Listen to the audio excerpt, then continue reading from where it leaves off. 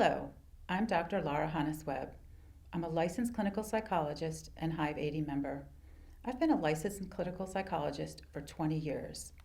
I got my PhD in clinical psychology at Miami University in Oxford, Ohio, where I developed a strength-based approach to treating clients consistent with positive psychology.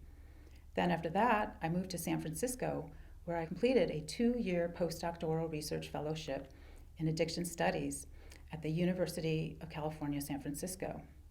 After that, I was an assistant professor at Santa Clara University.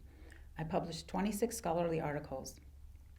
After publishing my book, The Gift of ADHD, I left my teaching position to start my private practice specializing in ADHD, executive functioning, and addictions.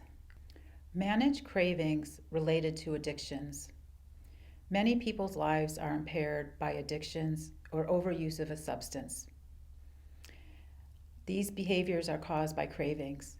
A craving is a strong desire for a drug that may be hard to resist and can intrude on thoughts frequently. When you crave something you are trying to resist, such as smoking weed, cravings can cause a lot of distress. One way to manage unhealthy habits or addictions is to notice when you feel that craving and ask yourself, on a scale of 1 to 10, what is my level of craving? This increases your awareness of your craving and gives you a chance to delay immediately acting on that craving. There are many types of craving.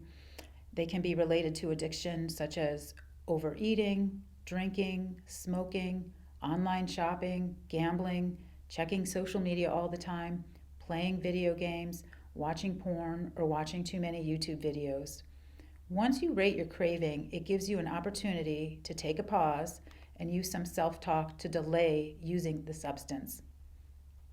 For example, if you find yourself really wanting to have a drink, one of the things that you can say to yourself is, this is not going to go away. I can always do it later. I don't have to do this right now. You can also think about the consequences of having that drink.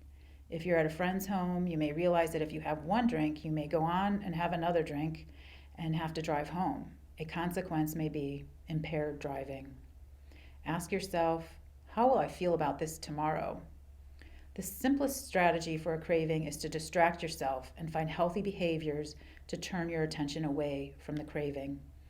For example, if you are at home and you want to do some online shopping, even though it has created a lot of negative consequences for you and you may have a shopping addiction, one of the things you can say is, I can just do some artwork now. I can listen to music, I can practice lifting weights, or I can find a recipe to make. You can create a list with a lot of healthy pleasures that you enjoy doing to distract yourself from that craving. More examples of positive self-talk can be as simple as telling yourself, I'm a great problem solver. I can figure this out.